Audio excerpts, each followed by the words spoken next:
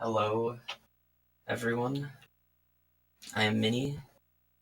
I'm doing MGS3 normal and PS2. I'm with Plywood. Hi, guys. So, let's get this rolling. Graham?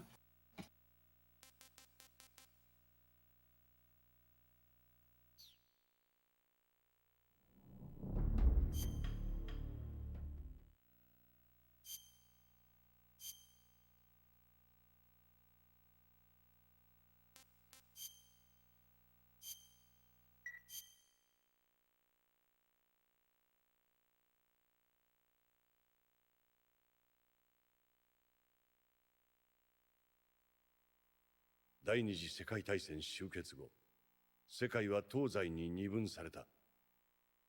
冷戦と呼ばれる時代の幕開けである。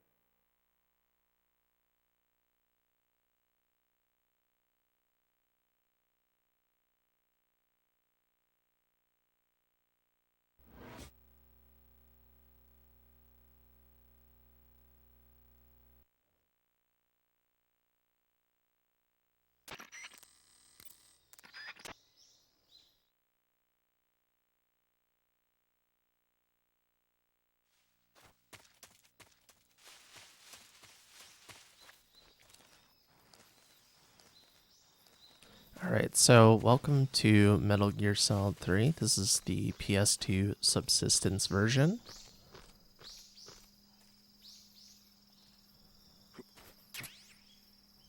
Now, this is subsistence, and I believe subsistence came out in 05. But nice try. This is the subsistence version, not the Snake Eater version, as we'll have access to the subsistence camera. But we'll be using it very sparingly. You thought it was 06. I don't think so. I mean, someone can double check me on that.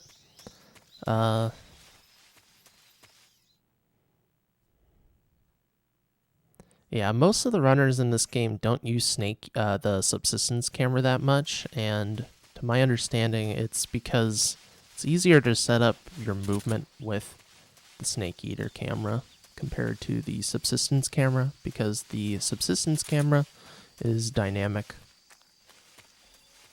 Ha! End of 2005. Your boy the restreamer was right. The emergency restreamer was correct. So yeah, we use the fixed cam because that gives you consistent visual cues for tricks and techniques.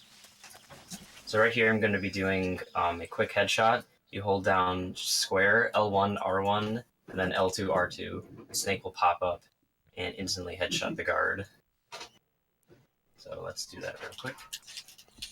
That only works if you are on the same level as the guard, as in same elevation. If they are slightly higher than you or lower than you, it won't work. If you tranquilize it, if you shoot a guard anywhere with a trank and then roll into them, they will instantly knock out. That is also a mechanic in 2, but it's not really used in the run. And we are running the Japanese version, so this has truly been released in 2005.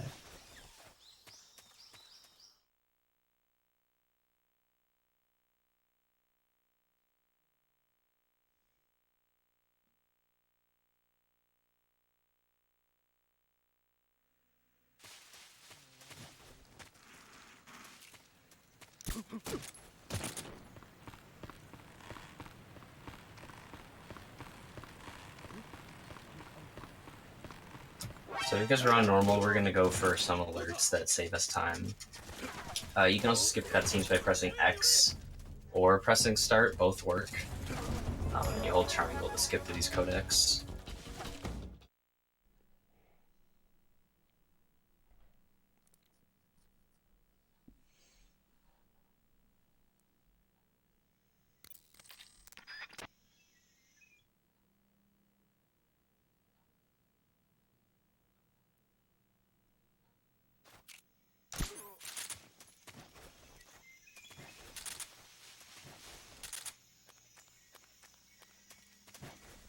And knowing when to roll when you're running this game is a really key skill, both for knocking out enemies and for dealing with terrain.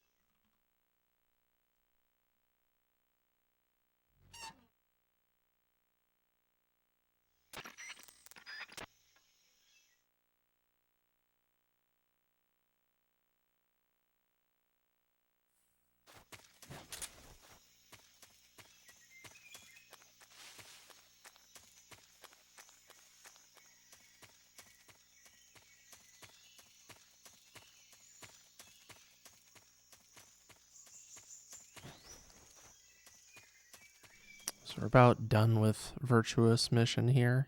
We just have to go get betrayed and heal our wounds. And the menuing for healing the wounds, I believe how many does it? You select certain wounds so that you can do the same inputs over again and then switch over to a wound where it's different.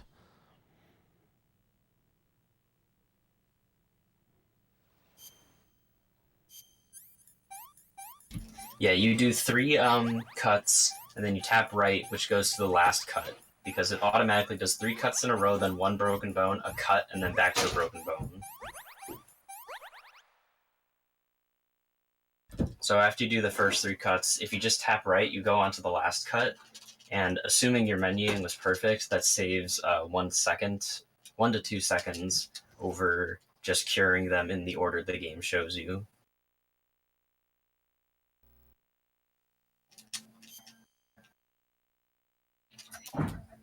The other nice thing about the Japanese version is that when you're mashing through cutscenes, if a save prompt comes up, circle is confirm, but they still let X skip cutscenes, despite how it shouldn't have done that in the Japanese version. So you'll never have a accidental save input because the button you're mashing is not the one that will confirm the prompt.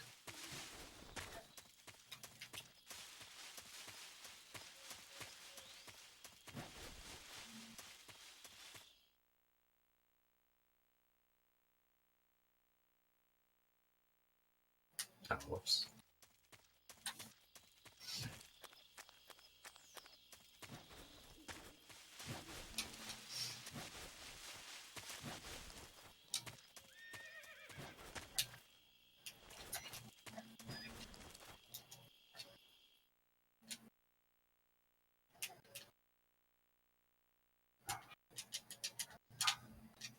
Yeah, we don't need a timer. Timers are for not many. This is actually pretty much exactly how many would want it, you know? He doesn't have timers on his stream, so he's just doing well, okay? He's just doing pretty well. So we throw a grenade there, and then turn around really quickly so that when it goes off, we don't get blinded by it. It really doesn't matter where you throw the stun grenade at that guy, so long as that it knocks them out. If you throw it in a bad spot, though, they'll rub their eyes for a bit, and if they do that, you have to roll into them, because if you don't roll into them, you'll go into this next area with a caution, and then you'll go into this area with a caution. And if you go in here with a caution, there'll be guards where they're not supposed to be guards.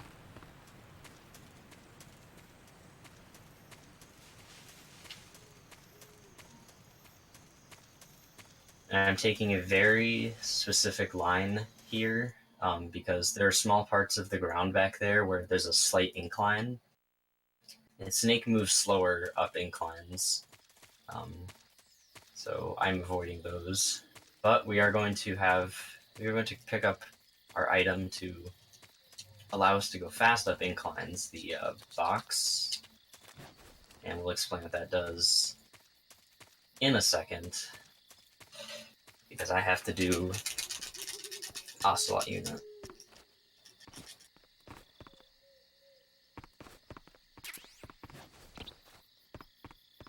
There's a really tricky roll you can do to get onto that box, but is that only in HTC, or can you also do that in You also do that Subsistence? in Subsistence. Gotcha.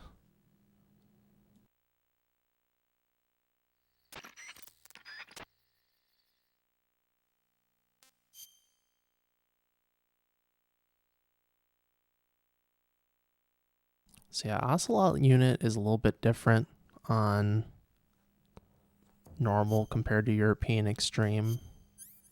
Can't really do the same kinds of movements as you would do on European Extreme. I believe Minnie has said that it's a little bit more tight, honestly, compared to European Extreme timing, due to how you have to shoot the guards out at the start. And that roll is just in case one of the guards doesn't get stunned by the stun grenade. It's a good little backup. Stand over here, shoot this guy in his feet.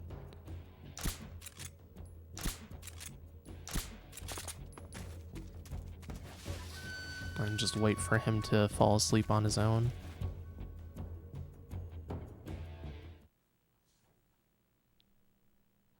Pretty good, honestly. It's a pretty tricky area, even on normal.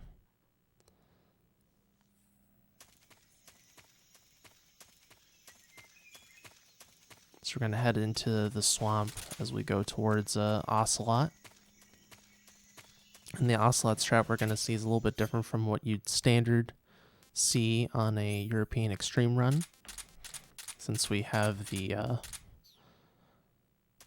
NG Plus weapon, the Patriot, we're going to be using that against Ocelot rather than stealthily taking him down. The non-lethal approach. Since we are on NG Plus, we already have the animals camo, so we don't need to worry about that.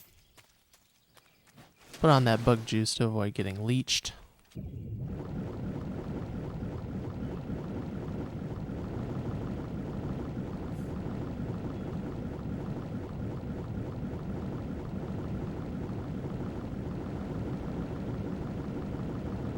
The frame rate on PS2 here is not amazing, but this is how it was, and this is how it will be. Especially if you shift the Snake Eater camera in the wrong way in the swamp. It just lags to high heaven. Yeah, it also lags pretty bad in the intro forest area if you adjust the camera. Although it lags anyway there due to how much stuff is on screen. There's a lot of effects in that intro section.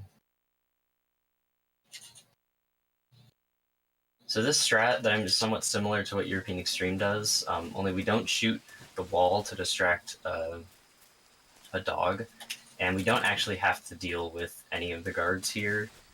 If you just go through this area really fast, they won't ever see you. You can just rush through this area.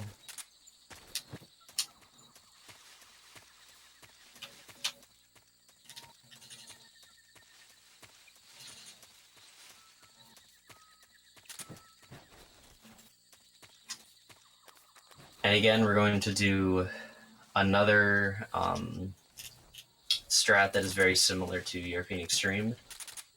We're going to shoot this guard right when exclamation mark appears over his head, right when he notices us. And then we'll cause him to run left and out of the way, and then he won't see us because he's going to look in the wrong direction. And now it's Ocelot time. We're just gonna light him up with the Patriot.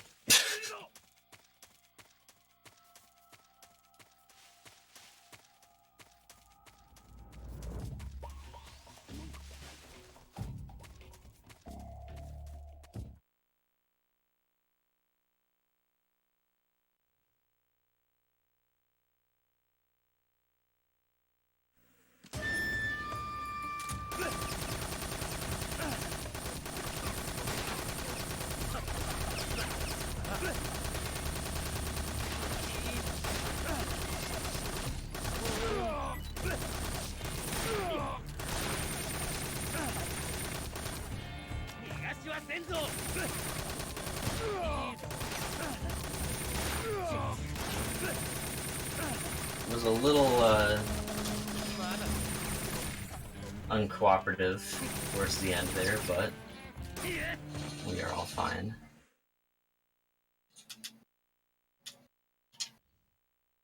So don't be alarmed if you can't see anything. We are just crawling through the darkness. I already know where I'm going, so I don't need to see. You guys can just trust me that we are going the right way.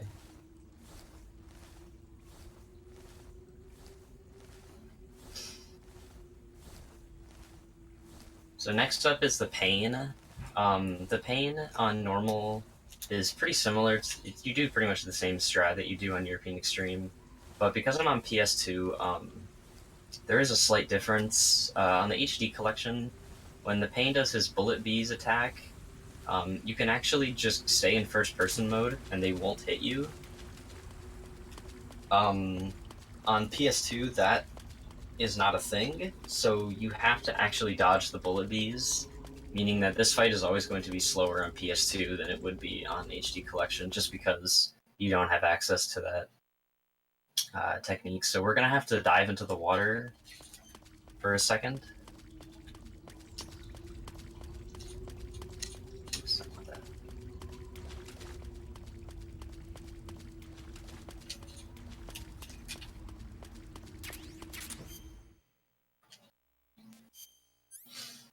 Alright, and here's the pain.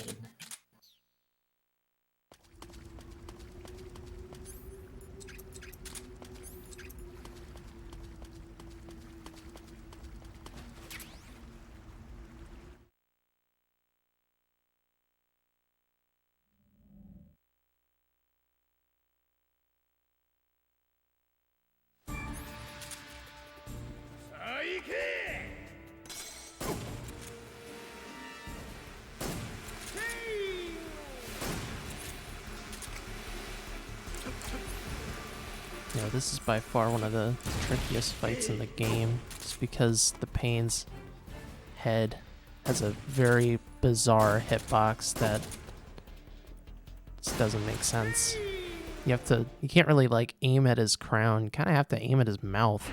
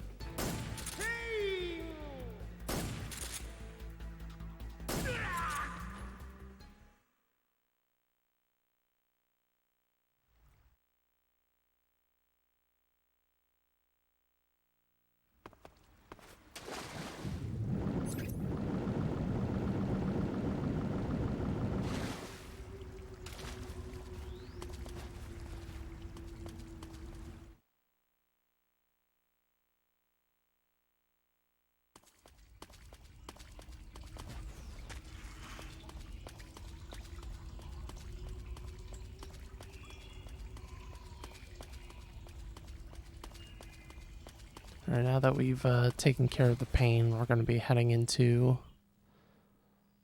the warehouse so we can get to Granin. First we have to get through the caves and then swim in a river.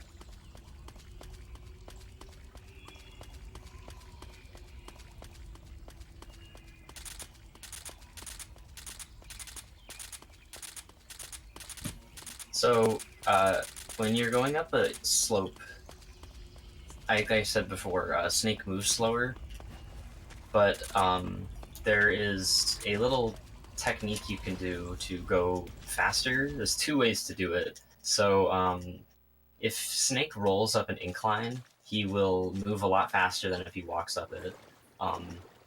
But the other way to get to your full speed, or to go faster rather, is to equip the box. equipping a box when going up slopes and inclines causes Snake to move faster than normal. This is because the box has, when Snake is inside the box and walking, he is doing the standard walking speed. But when he goes up a slope normally, he's actually slightly slower. So by having the box equipped, it allows us to keep our normal speed when we technically shouldn't be able to. And we're going to be using that a lot. This is the run, probably the run where the box is most useful, I think, out of all the MGS games.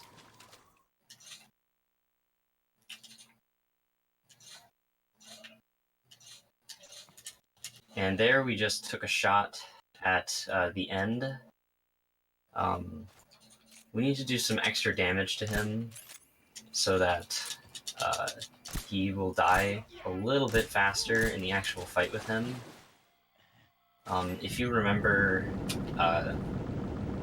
Jag's run yesterday, he beat the end using the loop, and we are going to do the same exact thing.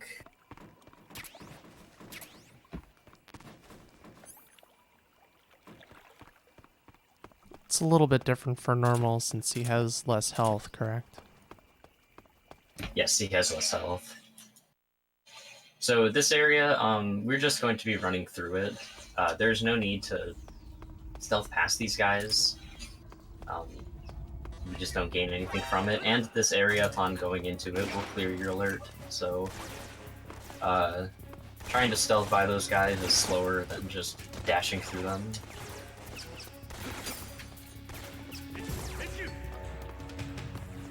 So we're coming up on Granny Gorky, and in most speedruns you'll see of this game, mostly European Extreme, they will put on the scientist uniform, because this area is really, really hard without one.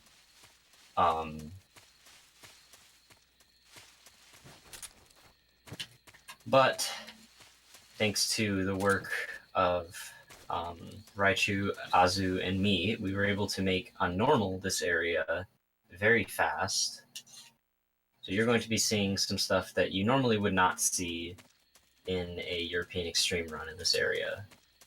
Because we're going to do Granny Gorky without the scientist uniform. We aren't going to put it on.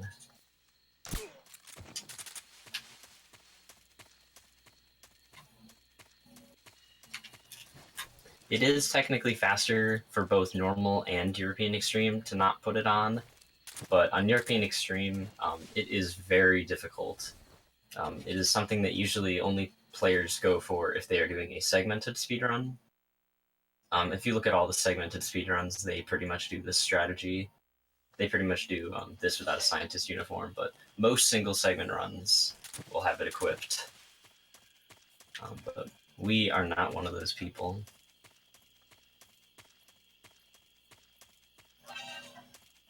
Oh, whoops. I'm gonna redo this. So you need to hit that first guy with a stun, and then roll into him. Otherwise, the rest of the strategy doesn't work.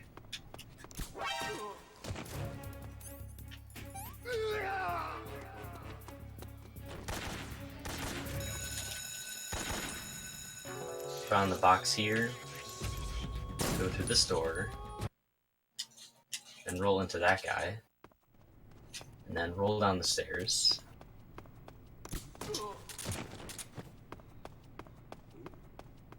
Here is the second part of this.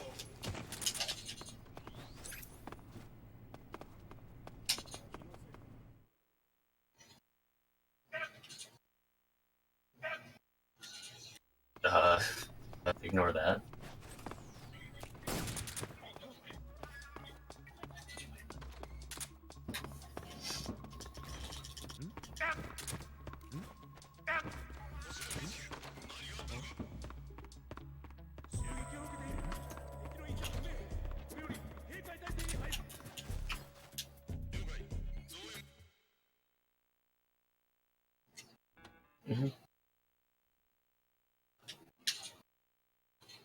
So the next part of this, we still need to get out of here, but luckily the box is very overpowered.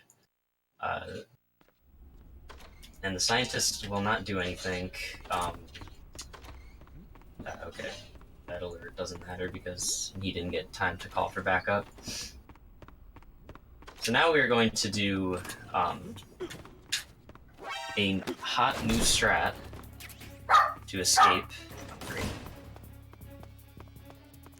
And this hot new strat uses an out of bounds with the vent outside in that little courtyard area. So Minnie's going to jump through the window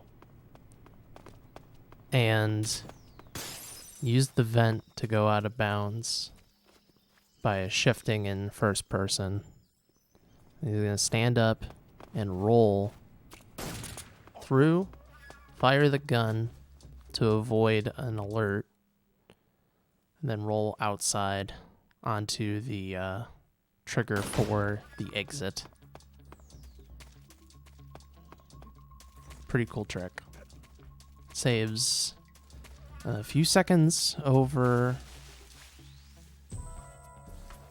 the intended route through that area. So pretty good. Yeah, it saves about 4 or 5 seconds over the normal way out, and it saves even more than that, or it saves about like 2 to 3 seconds over the previous escape method with the vent.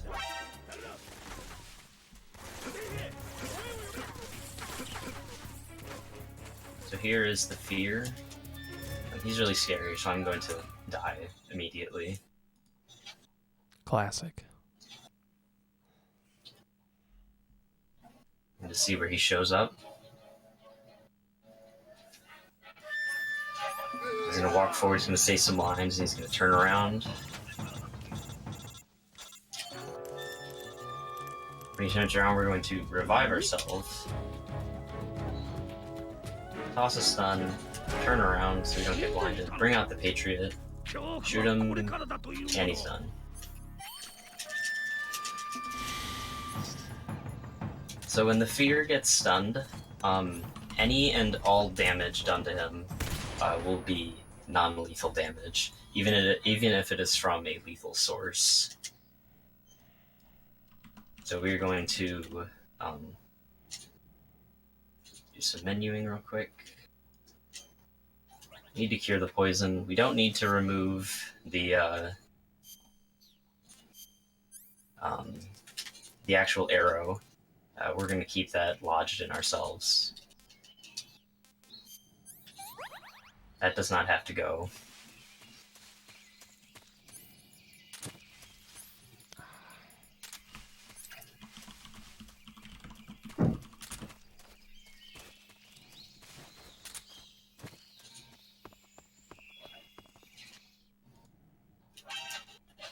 Don't worry about that guy seeing us. We're just going to take care of him immediately.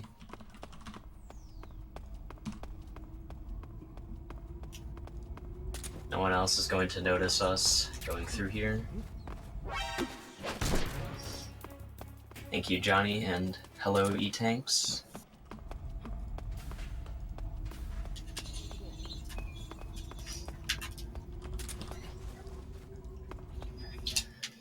So European Extreme does a pretty cool-looking strat to get through this forest area. We're on normal. We're just gonna run because we don't really care about damage. We don't really care about alerts. So we're just going to bolt through this area. Yeah, being stealthy is for nerds on normal. Well, unless you need to. That's the deal. Unless you need to be stealthy. the thing is, you only need to be not stealthy in areas where the next transition will get rid of your alert. Mm-hmm. Otherwise, we need to stay stealthy because they will do some damage to us. We don't like that. Let's see if I can get the guard to shoot the wire. No, they didn't. So the guards can actually shoot those ropes and activate them. You can do it yourself, but there's no need to. can't shoot them yourself.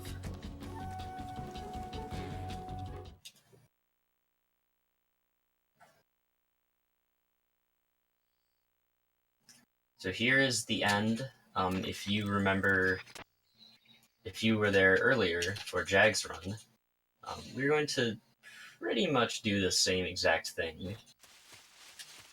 Only we're going to have more stuns than Jag did. So we won't have to use a smoke grenade to continue the loop. We're just going to take him out using all stuns. So again, this is another example of the box giving us faster movement speed. When we go around this corner, we're going to go up a hill. And if you walk up that normally, you are very slow, but with the box on, you move quite a lot faster. And another thing that would have been shown earlier if we were on European Extreme is that holding a grenade at the ready disables your footsteps sometime on certain surfaces. It's not known which ones it works on, but it works on this, so this is how we're going to sneak up to the end.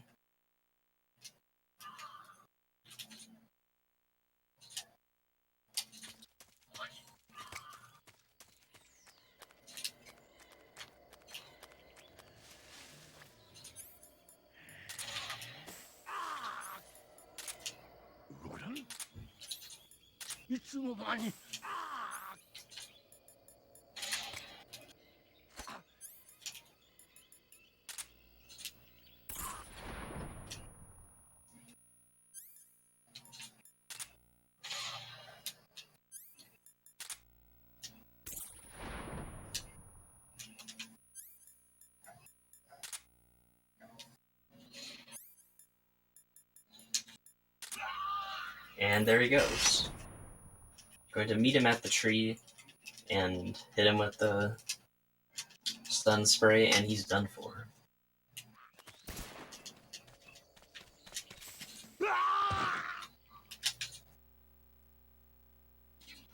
So we want to beat him non-lethally for a couple reasons. One, that will give us the Mosenagent, which is a weapon that we really need. But it will also give us a much faster fight. Despite what you may think, you can actually kill the end with the SVD earlier. You just go out of your way slightly to grab it. That's actually slower for a couple of reasons. One, that makes you go across this entire map to get to this area, whereas if you beat him, you're just warped here. Two, there's a bunch of Ocelot guards around, and you have to deal with them. You gotta dodge those guys.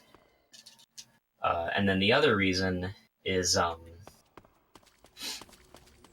that you have to since you have to go out of your way to go grab the SVD, you have to load a whole new area to go over and grab it, and then go back and then continue on. So just because of loading times and transitions, you are losing time.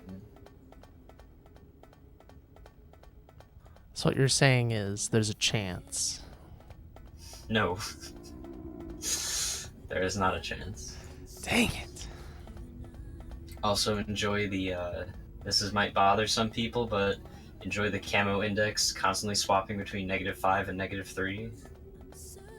It's going to do that the entire time we're climbing.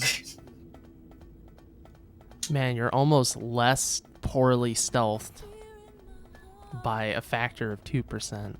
This is ridiculous.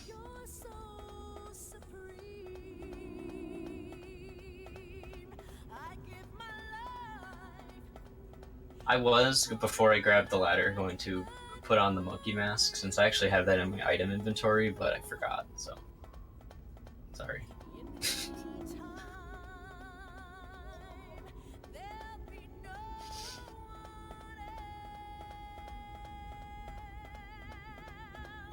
The monkey mask is actually a really funny item. It's exclusive to the PS2 version, and it basically just gives you an Ape Escape monkey mask that Snake can wear.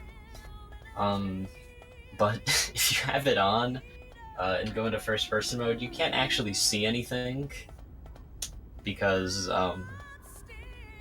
it blocks your vision. Here, I'll show you.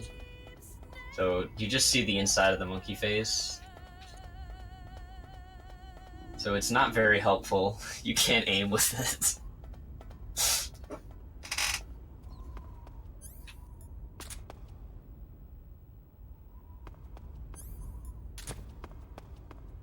The mask is creepy.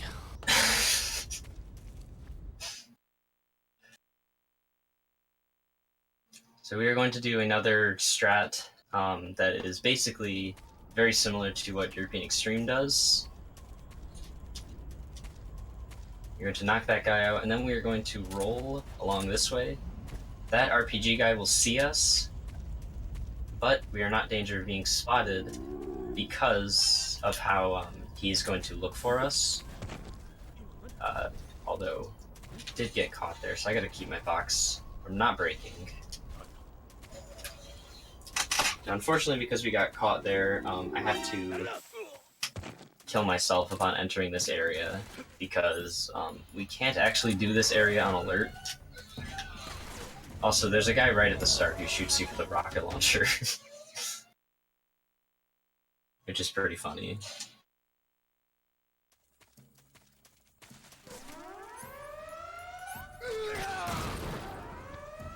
And yes, your box can break. Your box will take damage. It takes damage as you go along, and it can actually like just completely get destroyed. We don't want that because the box is our best friend and saves us a great amount of time. So we need to keep that thing around. Thankfully, though, after we finish this section up and get to Groznygrad, we will get a different box for the rest of the game. But we will only be using it once, and that is to warp areas. After that, the box really has no more use.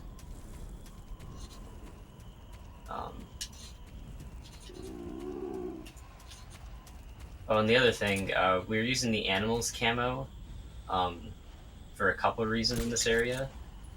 It gives you a decent camo index in this mountain area, but the main draw is that even if Snake loses stamina, his aim will not be affected. He will basically have perfect aim all the time. We are not obviously not going to eat any food because that is slower.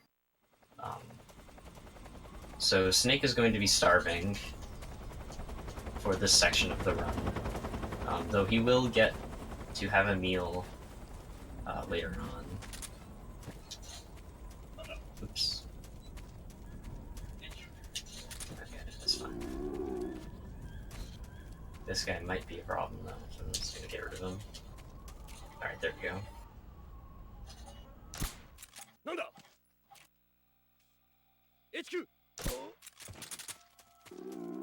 So now this is the second longest amount of cutscenes we have to skip in a row.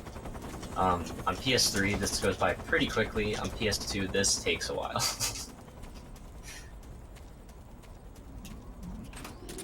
I'm going to be mashing the X button to skip all these cutscenes. And I know which cutscene is the last one I have to skip because it will show an overview of Groznygrad.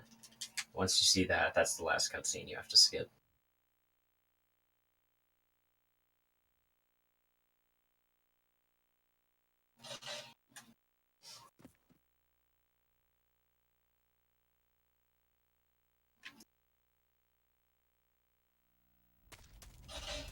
So now we're going to pretty much the hardest fight of the run, the Fury. Unlike all the other bosses that we have done up to this point and after this point, the Fury is pretty much the only one that does not have a consistent loop or a consistent strategy. It is pretty much just hope he is nice. and he usually is not. So...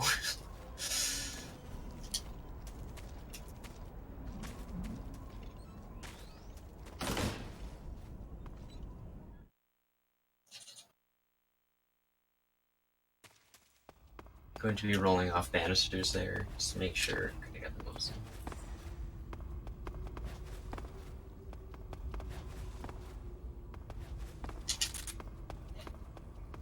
Again, we're going to roll into this cutscene. Now we want the Fury to land on the right side. Will he do that? Probably not. Yeah, he did not. I never get the correct... Fury basically never cooperates with me.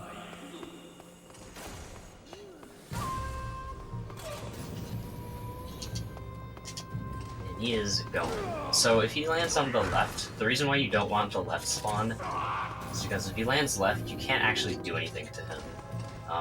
He lands too close to Snake and will catch you pretty much immediately. So you won't actually be able to do any damage to him, meaning he will get away. And this is what happens if he gets away, you just have to find him.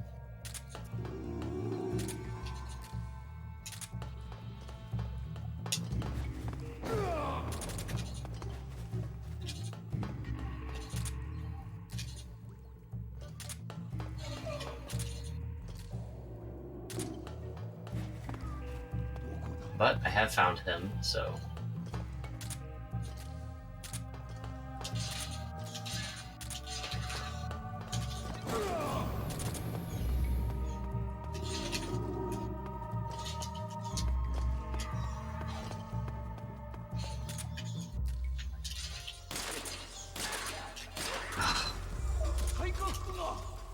Yeah, he is doing pretty much what he always does, which is ruin your run.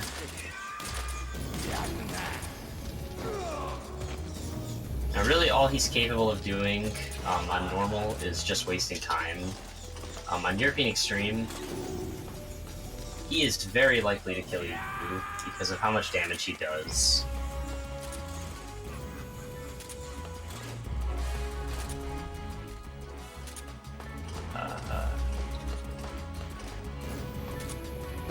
He is just not being nice at all. Well, you're used to that at this point, right? I've never had a good Fury, ever. He's coming up this way though, so I should be able to get some damage in.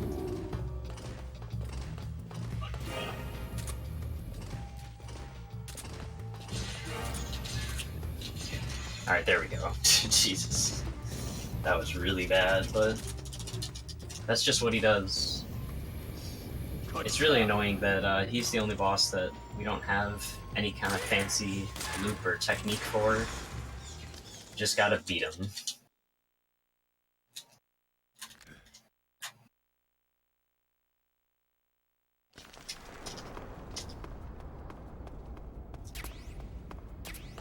So we're going into Groznygrad, and our first visit to Groznygrad is going to be very short. We know exactly where we need to go and what we need to do, so we're not going to be here for very long.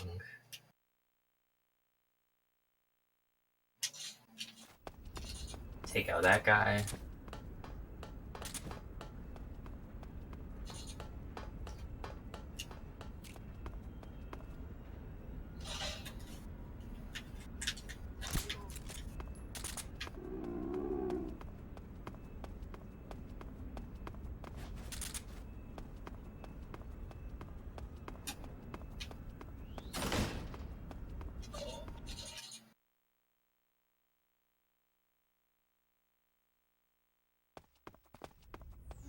Now we're going to take our silencer off for a strat in this area. We're going to use to grab Rykov.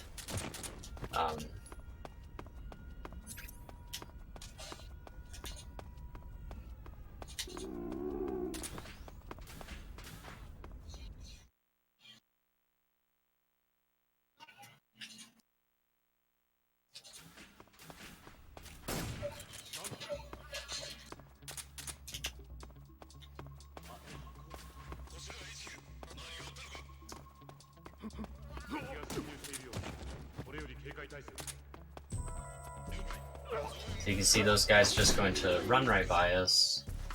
We are dragging Rykov through here, and everyone is all scrambling out there looking for us, but they won't find us.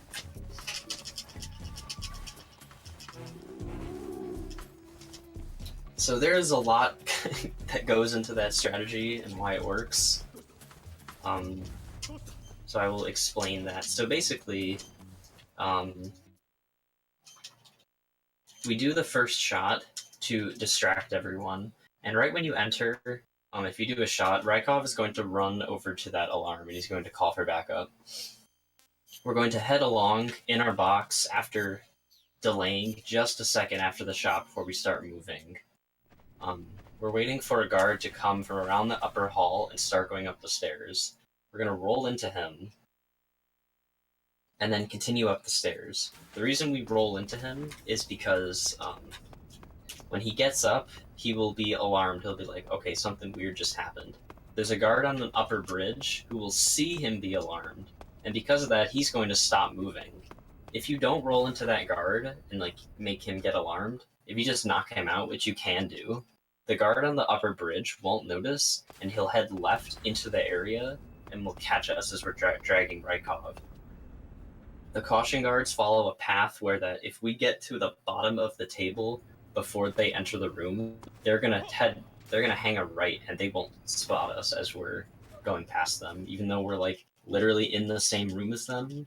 And if they just angled their eyes to the right, they would see me, but they don't. And then you drag Rykov to that area, and he's done. So this is torture. Nothing to do here. There's something to do on European Extreme here, but we have nothing to do, so we're just gonna chill.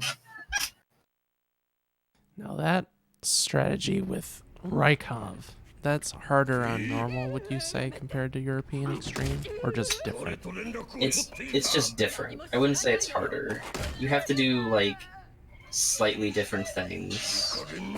Like European Extreme doesn't have to roll into a guard going up the stairs or anything like that. So it's just different.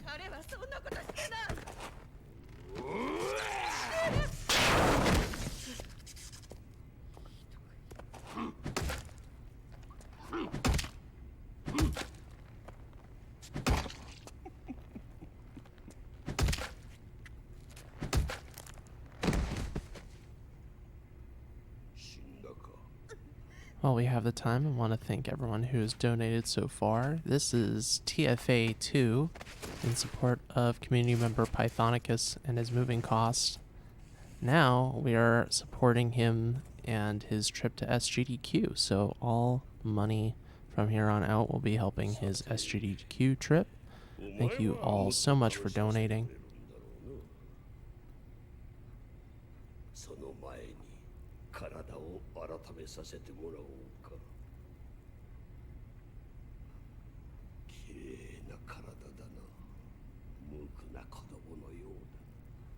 We have $10 from Troll Paco saying, more love for Pythonicus and good luck to all the runners today as well.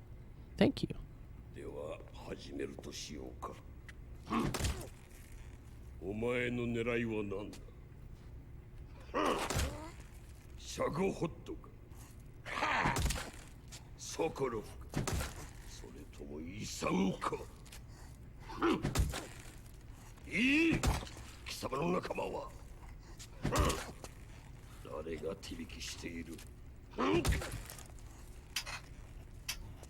So the prison escape on normal is only slightly different than the prison escape on European Extreme.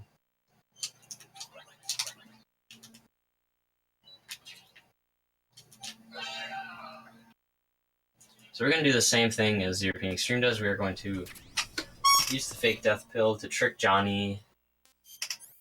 He's going to think we're dead. We're going to run away.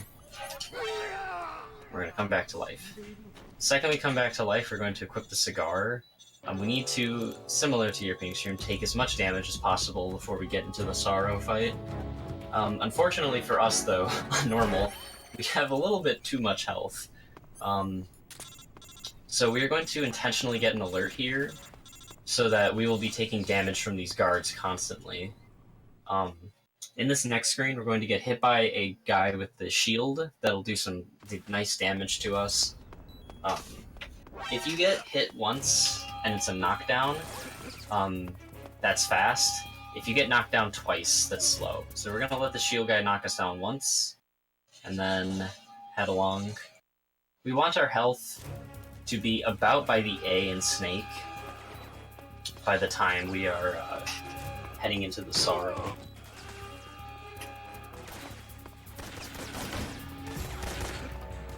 And the cigar does constant damage over time, which is why we have it equipped. We're going to anticipate that dog coming out and just roll early.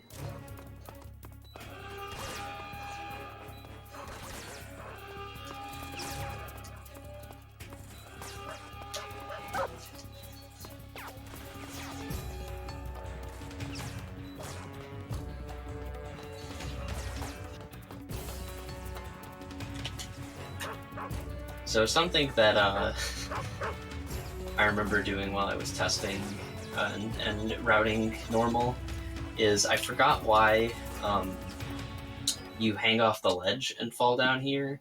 I was like, why don't we just roll down? If you roll off that, you actually just die. I forgot that, and I was just practicing, and I was like, why don't we do that? Roll up. Oh yeah, that's why. You die instantly.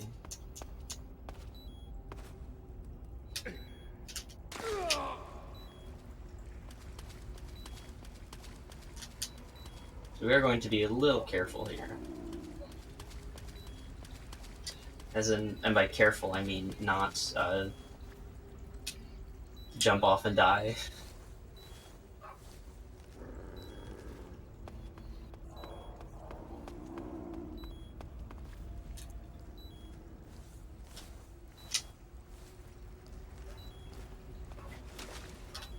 So one thing most people don't know is that when you actually get into the Sorrow fight, you actually have all of your equipment from normal gameplay. You can access it all. And because our fight against the Pain was actually pretty good, we have a grenade that we can use. And in European Extreme, you'll never use that grenade, but in normal, we do use it. We use it on the Pain himself. So because of that, we are going to open our menu, we're going to equip the grenade, and we're going to use this to kill ourselves.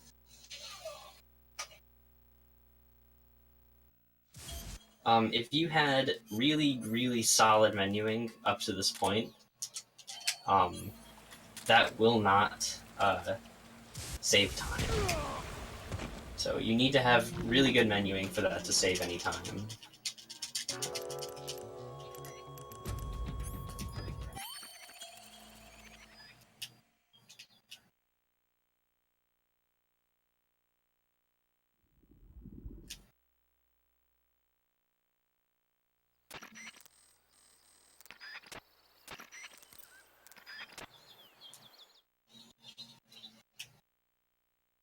So I'm going to go for a very small time saver here, but the time loss if you don't get it is quite drastic. We got it though, don't worry.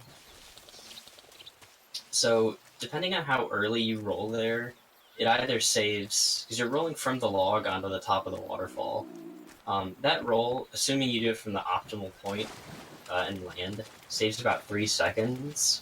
But if you miss it, which is quite possible, and you fall into the water below, you lose around a minute. Not exactly a minute, but very close. So high risk, decent reward.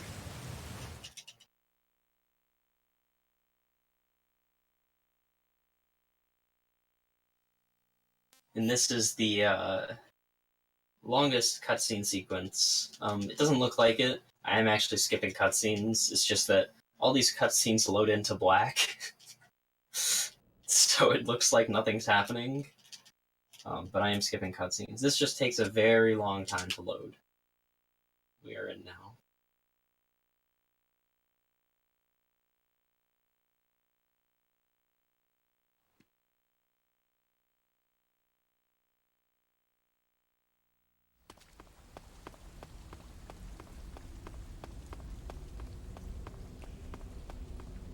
So up here we're going to be picking up cardboard box B. We're going to use that to warp into the main area. Now we're just going to get our equipment right.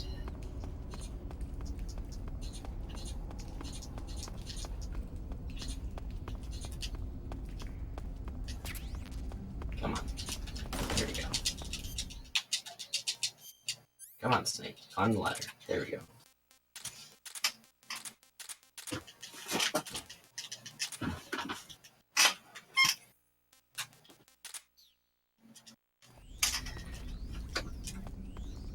So if you were watching Jag's run yesterday, you'll know that, hey, after this, the bike chase is coming up.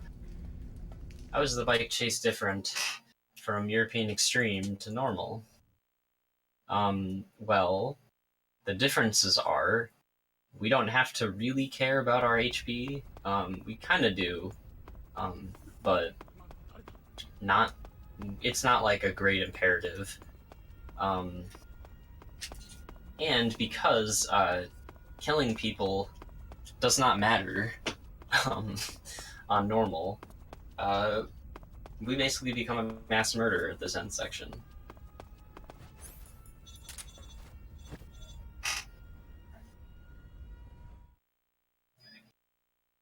Because we don't need to knock these guys out, we just need to get rid of them.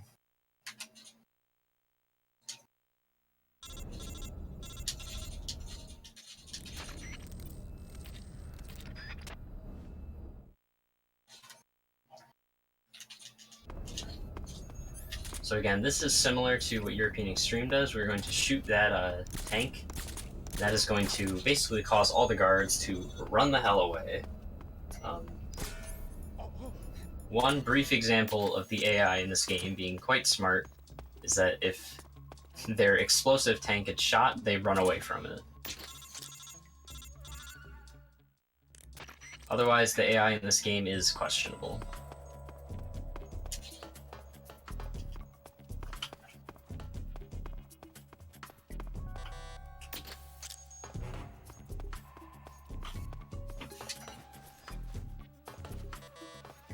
So now we're coming up on Volgan 1.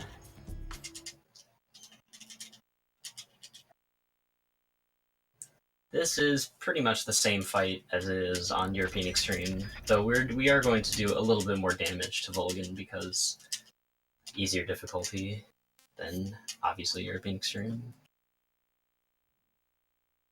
Snake's going to show off his impressive grab range.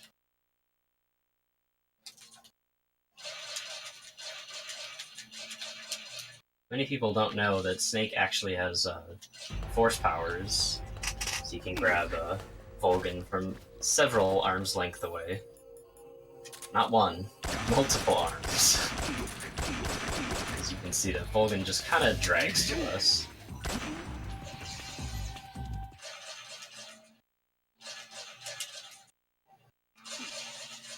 Oops. That's fine.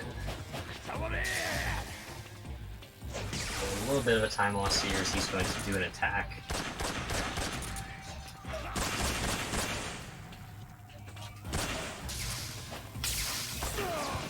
Please don't make me vomit, Volgan.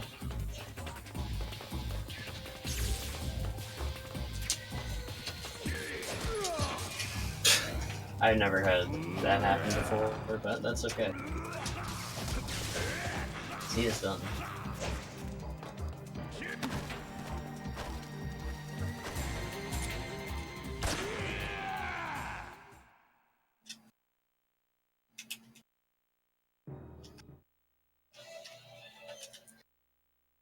So now we're into Bike Chase, and we're pretty much going to be doing the same thing that you do in European Extreme at this part, which is shoot the Shagohod with missiles.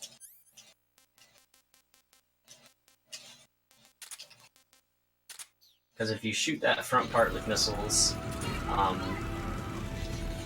it will do a very small amount of damage, and that damage will carry over into the actual Shagohod fight.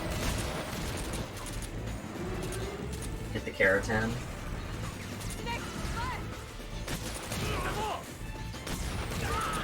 So you can see its health slowly decreasing. We can't do much damage to it. We can do some. In this section at least. We'll be doing way more damage when we get to the runway, which will be just spamming missiles at it.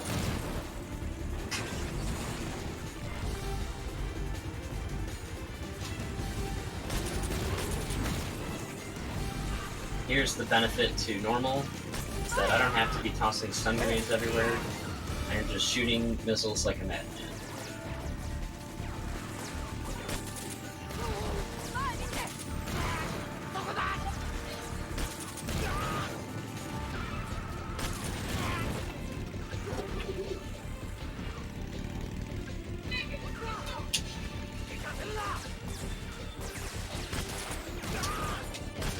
So, how do you like the Japanese voices compared to the English voice acting?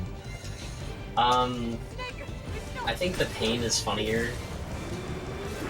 The Pain is a much funnier voice on Japanese. It's a lot more goofy. Aside from that, the Japanese voices really are kind of whatever. I also kind of like the boss's Japanese voice more. But, there is one slight downside to running the Japanese version.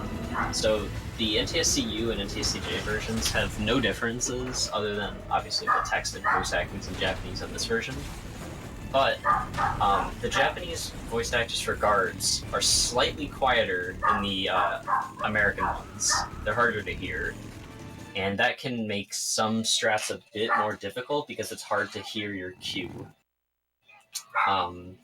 But if you just train your ears more, turn the volume up, that can be, completely removed as a problem. But it is mostly preference. So. But you think from a competitive standpoint, at least with that guard thing, the English is a little bit easier in terms of the audio then?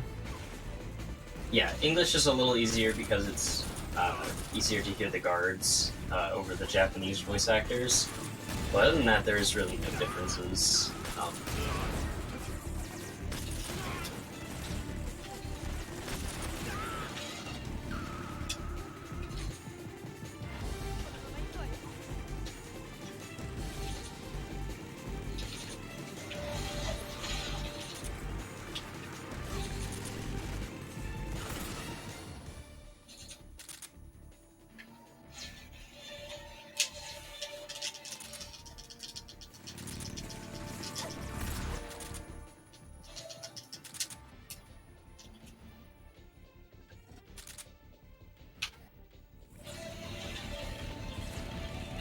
So this is the part of the bike chase on European Extreme that is actually pretty scary, especially if you did Lethal Vulcan. If you did Lethal Vulcan, then this section is going to be very terrifying because you're going to have to take out these guards pretty quickly and make sure that you don't kill them. It is possible that if you shoot the driver first, shoot and knock out the driver first, and have the bike tip over, that it will kill the passenger. That does not always happen, but it can. So you need to be careful. So usually you want to shoot the passenger first and then the driver, but again, it's not like... It doesn't always happen, but it's safer to do it that way.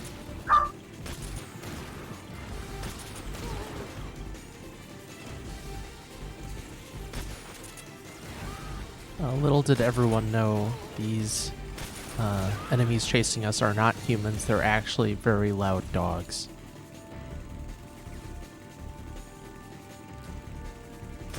Yeah, I can't do anything about that. enjoyed it. I do. I do.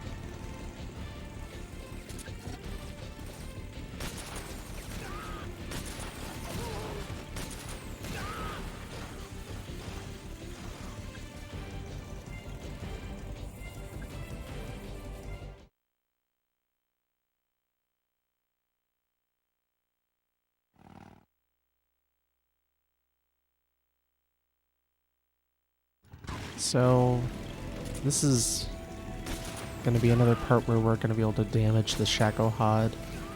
And I'd say out of everything in this run, this is probably the most stressful thing. Not like anxiety stressful, but stressful on your hands, trying to fire the RPG as quickly as possible. But the more hits you can do, you'll do more chip damage, and that chip damage does add up. Makes the first part of the Shagohod fight a little bit faster.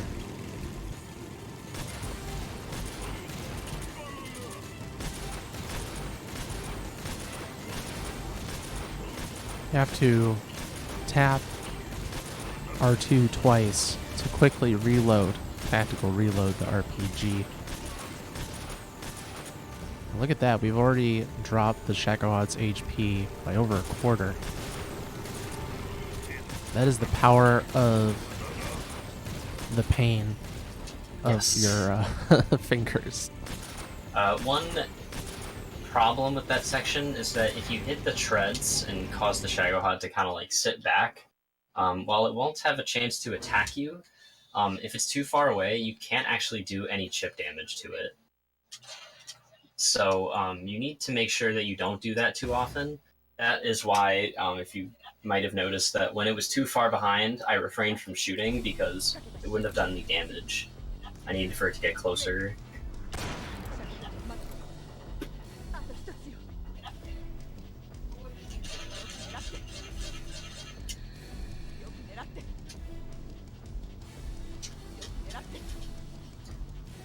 So I just wait for different text to show up on screen, and that lets me know when I can shoot. Most people go off of when Eva says it's here, but because I'm on Japanese, I can't hear that because I don't know what she's saying.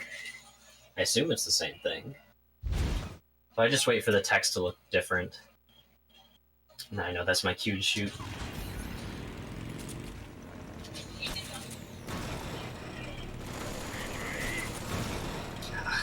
Come on, Eva. So this fight is pretty random. You have to deal with both the Shagohod and Eva. Eva will drive around randomly. Will drive randomly around the Shagohod, and the Shagohod will sometimes react randomly, although usually it does the same thing. So, how did that not count?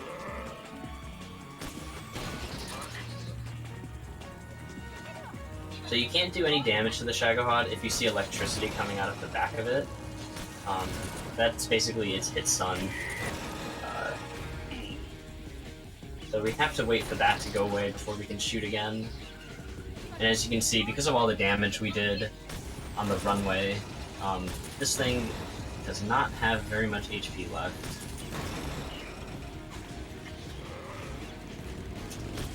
Bless you. Oh, thank you. Oh, now they know that it happened. Hey guys, it look, happened, there's but... the timer. There's the timer. What you've all been waiting for, Eva. time. Wait, you shot Eva? I sniped Eva. What a monster.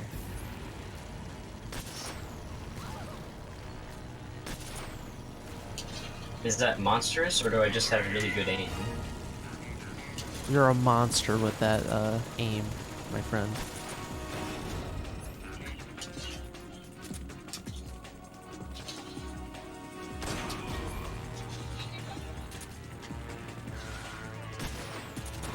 Oh, did you get that weird iframes thing with Logan? Weird iframes.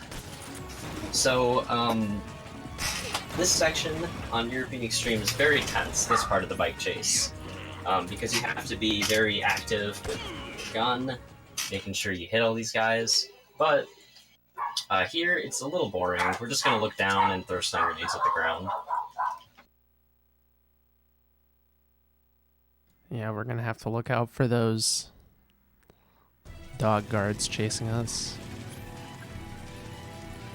But yeah, this part is really low stakes on everything besides European Extreme. It's essentially just a glorified auto-scroller.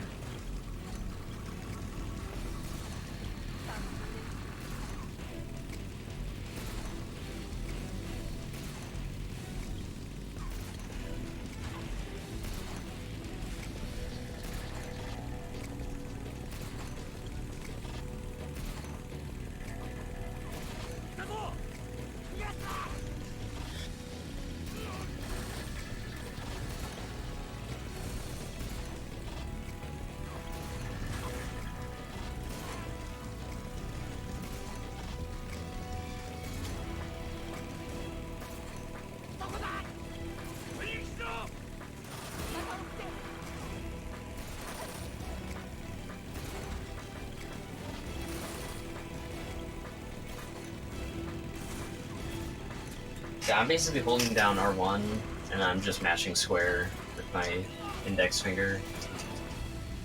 You are in really no danger of dying during this section. The second screen, we are going to actually have to do something. The hovercraft guys, we still got to deal with them, unfortunately. Still have to deal with those guys. Eva is also never going to take enough damage to die. She has a lot of HP. She's fine. On all difficulties lower than normal, so easy and very easy, you legitimately do not have to do anything during this section. You can just go away. Because you will never die.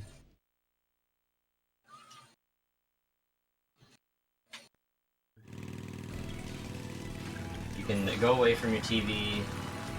You've got a nice... I don't know how long this section actually is, but you have a very nice long break that you can take.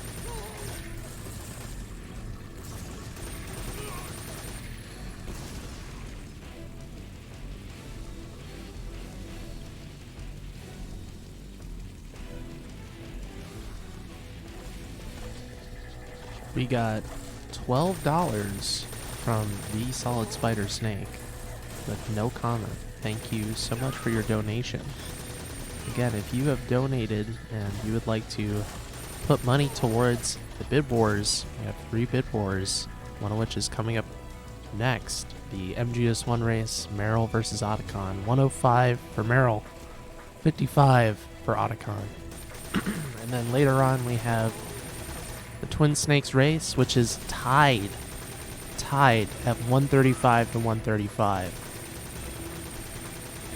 And then the final game of the marathon, Parasite Eve, for the naming incentive. Currently, Wendy is in the lead with $45, with Copper Tank at $35. Thank you all so much for your help, and I hope you enjoyed the rest of the marathon.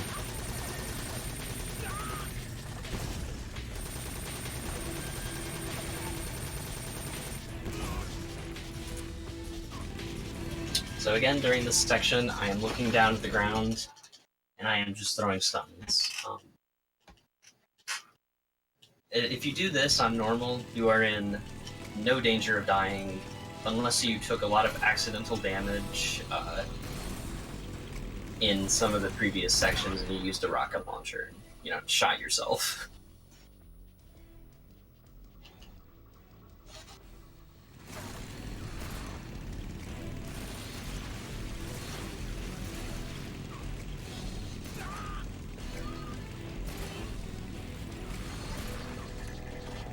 What do you guys think of how the game looks right now? You can see all the wonderful textures for the PS2 version right here. I can see that your fluctuating between 10% stealthiness and negative 20% stealthiness. Yeah, That's pretty interesting. it's very handy to know how camouflaged I am.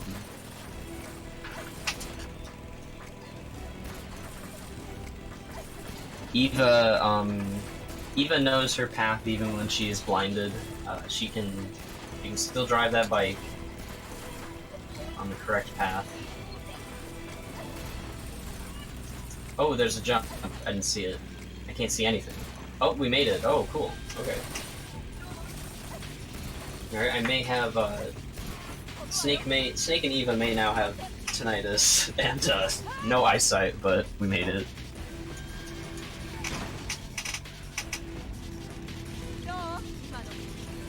For all those flashbangs, we, made it through the bike. But unfortunately, because we are all blinded, sadly, Eva did in fact crash the bike. She's not as good at riding as she said she was. She may have lied. That's okay, we'll cure her up. We are on our way. So you don't actually have to bring Eva along with you here. You can leave her back there. Once you hit these plants, a cutscene will trigger, and she will warp to you. So you don't actually have to, drag her along. You do have to here, though. And on pretty much all difficulties, these guards, we're never going to see them in this section. We're just going to run away. They won't catch up.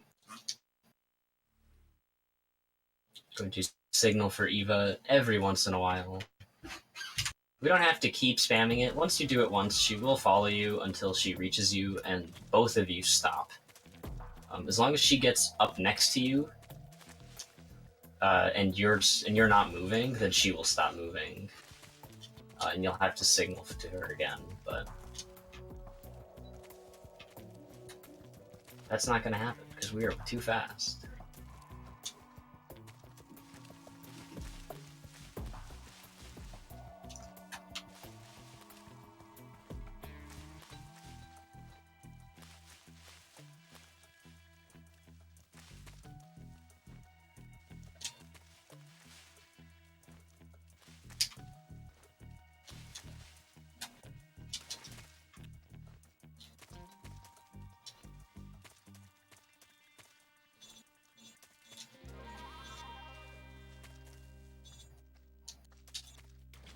I got some good news. I now have a cup of coffee.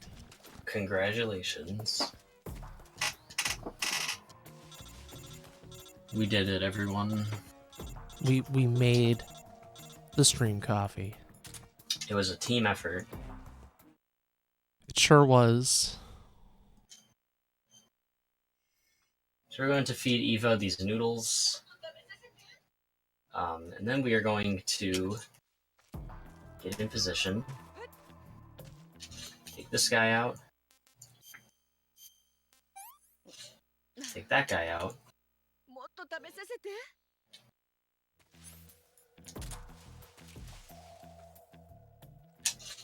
And then take that guy out. Eva should be following us.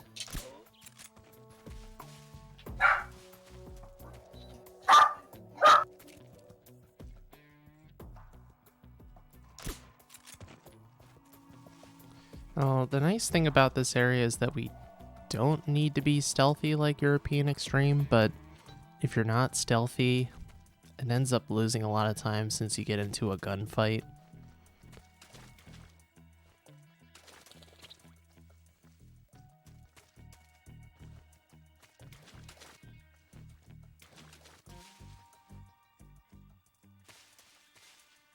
Yeah, the doggy bark is MVP in terms of blocking Minnie's comms.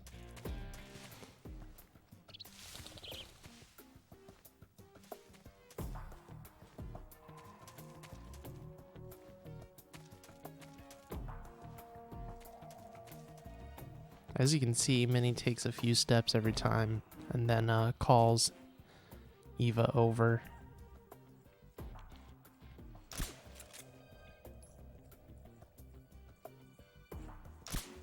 Just lining up those shots on these guards.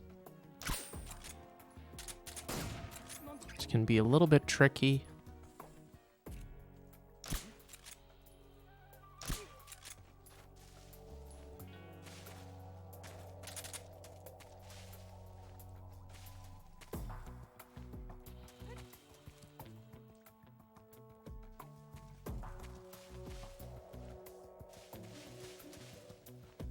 And just continue calling Eva over.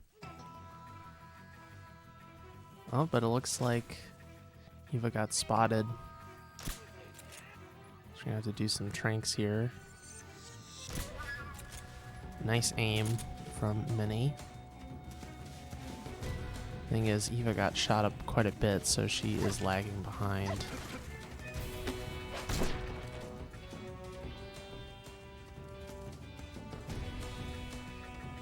But we got the body slam on our side. We're gonna cure Eva.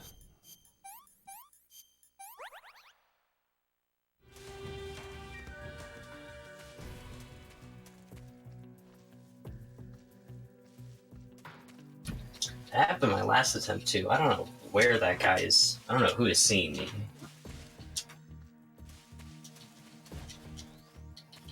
That's okay. Now we're going into the boss. Now I'm going to shut up because I need to hear the boss. Good luck, good luck.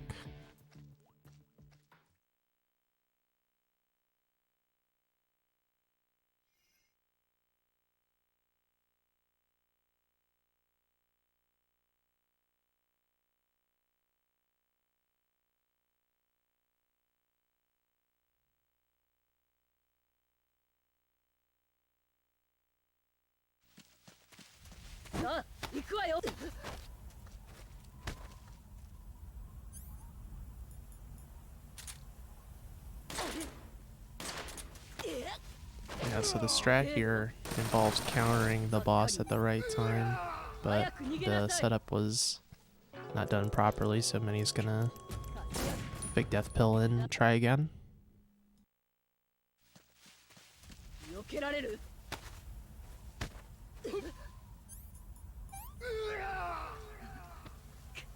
Can be a little bit tricky, especially if you run this game on HD collection, because the timing is not the same due to the frame rate.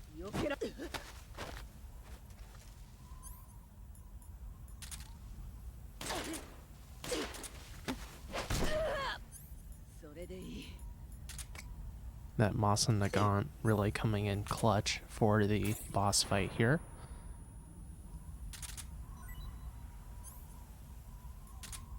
Another reason why we want a non-lethal the end. However, you can use the non-lethal pistol instead here.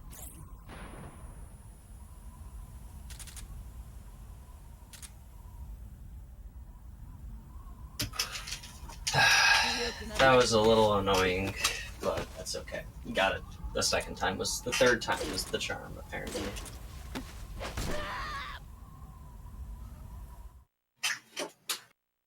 GG.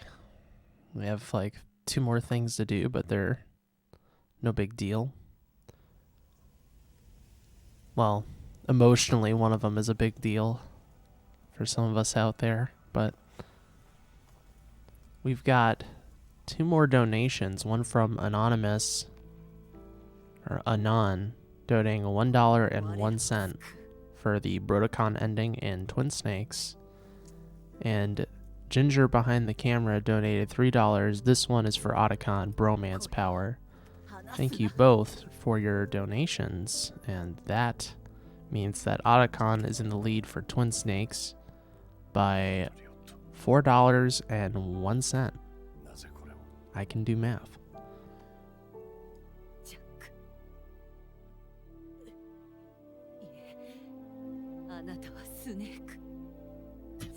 So if you don't press square right when the game lets you to, Sneak will hesitate, and it will take a very long time before the section ends. So basically during this cutscene, we are mashing square, so that right when it lets you shoot,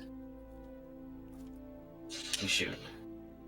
Oh, that's interesting. I did not realize that there was genuine tech for this besides shoot the Yeah. lady. If you take I too know what you long, mean though, because then it like he you hesitates. press the square button and then it's like a second later he goes. Yeah, we're gonna crawl into this. Didn't mean to. That's okay.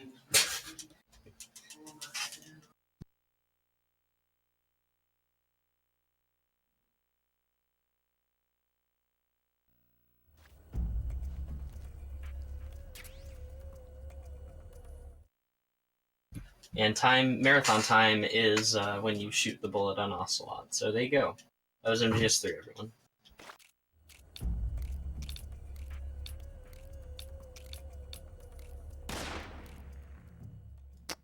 A 125.58.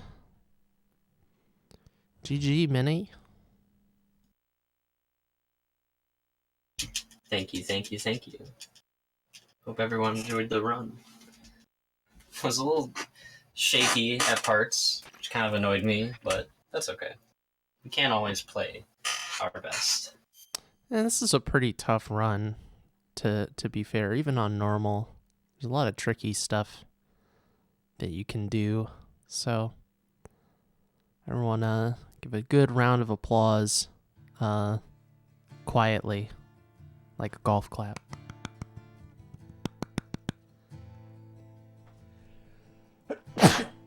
Excuse me.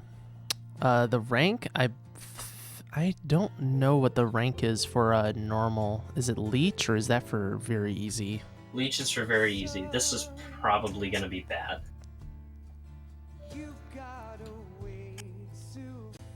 So yeah, coming up next is going to be the Metal Gear Solid race.